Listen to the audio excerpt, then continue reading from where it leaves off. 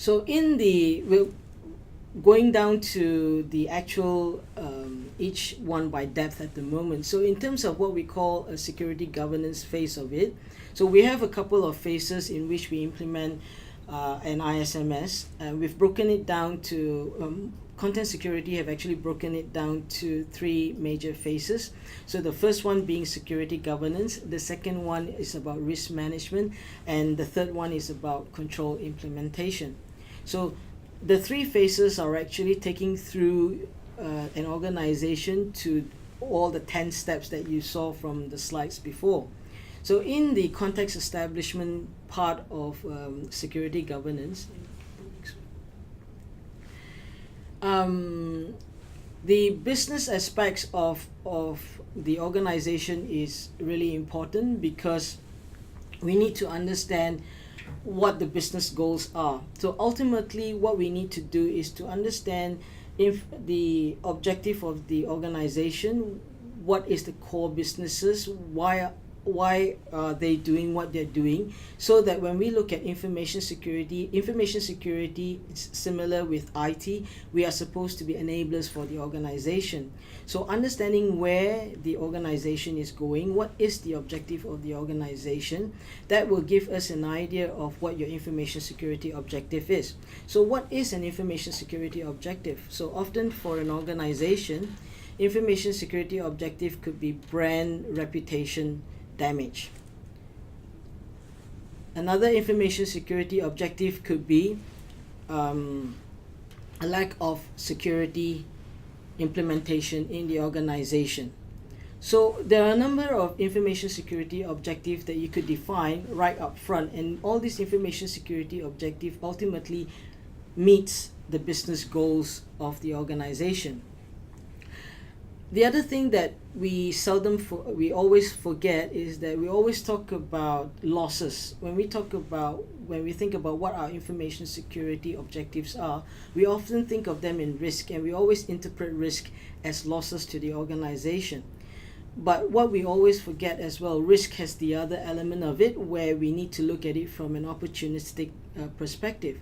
So what's the opportunity that you can get a positive outcome from actually implementing information security?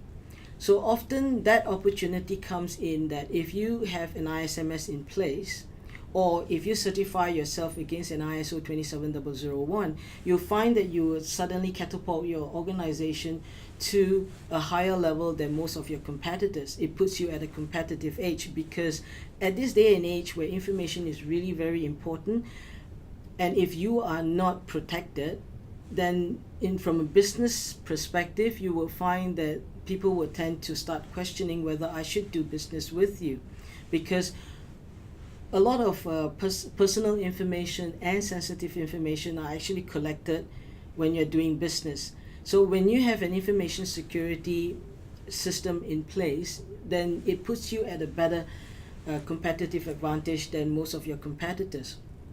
And the other thing about opportunities is that often when you come to implementing controls to manage a risk, you will find that part of that process includes redefining processes, or maybe looking at upskilling of people. So as a result of which, you will find that the effectiveness of the operations would be improved.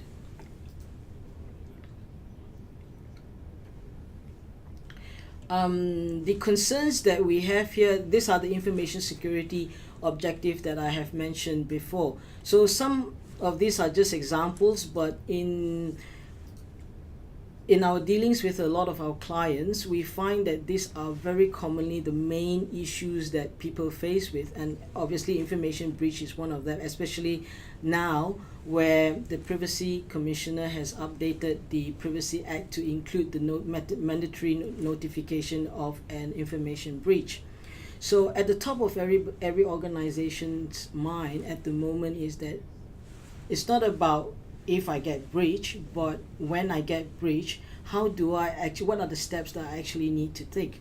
Now, bearing in mind that often when we talk about implementing an information security platform or a framework, it is often about reasonable steps that you undertake to protect your information. It's not absolute, because obviously there is no such thing as an absolute information security, but it is about having reasonable measures or reasonable steps undertaken to protect those information.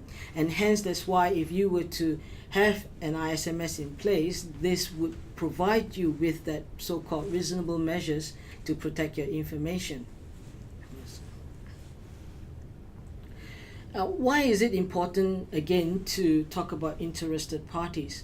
The information that you receive is obviously, in the past we've always talked about what is the value of information to the organization. But if you would have noticed of late with all the breaches that's been going on around the world, often now it is no longer about what is the value of information to the organization, but now it is about what is the value of information to the person who has an interest in it. So it is always good to start looking at who are the people that are connected to your organization. Who are these people that would have an interest in my information, in the organization's information? So it is only by looking at the whole range of interested parties are we able to start looking at risk from a holistic view rather than just ad hoc. Just keep going. Yep. Go through the whole thing. Yep. So basically, this next slide is a culmination of all that we've just talked about in all the last previous slides. So if you look at the first left side of the slide, it's all talking about the governance as to how do you set up a governance. In many organizations, there's a part there that says steering committee. Now, many organizations may not have the ability to have a steering committee, but it doesn't also stop an organization to have at least a forum or a group of people that brings together the minds of business and brings it to mind the people of a technical perspective to talk about what is the risk to the organization, to look at if there is that risk, how are we going to manage that risk, and how are we measuring our risk, and where do we sit, what is our maturity posture. So in setting up that, and then to the right hand side of the screen, you will see that these are the people where the roles and responsibility, these are the people that are really important in the setup of the organization. So in the roles that you have, from those who are actually having an oversight of security, which is on the left side of the screen, to the people who are then responsible for managing, for enacting the security for the organizations.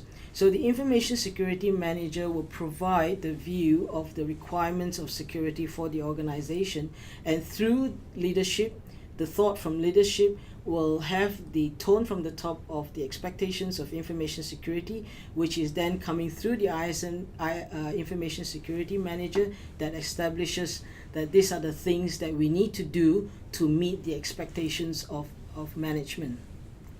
And then the process owners are the people who will then be responsible for the risk that comes through the organization. So what does that mean? So process owner has the responsibility to make sure that the measures that they are putting in place are able to actually mitigate that risk of any threat to the organizations. But where those threats are not mitigated, then it is also the process owner's responsibility to make sure that there are alternate or mitigating controls that could actually manage those risks. And obviously, we can't forget about every employee in the organization.